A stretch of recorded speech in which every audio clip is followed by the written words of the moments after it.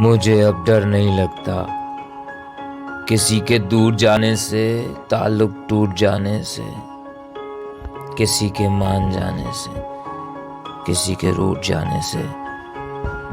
मुझे अब डर नहीं लगता किसी को आजमाने से, किसी के आजमाने से, किसी को याद रखने से, किसी को भूल जाने से।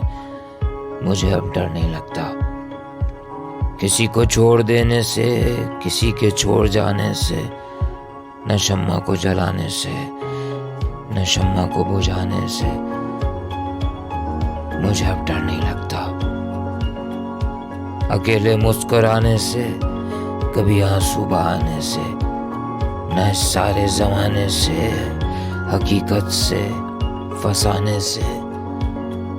मुझे अब डर नहीं लगता किसी की नारसाई से, किसी की पारसाई से, किसी की बेवफाई से, किसी दुख इंतहाई से।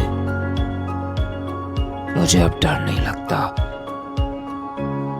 ना तो इस पार रहने से, ना तो उस पार रहने से, ना अपनी जिंदगानी से, ना एक दिन मौत आने से। मुझे अब डर नहीं लगता, मुझे अब डर नहीं लगता।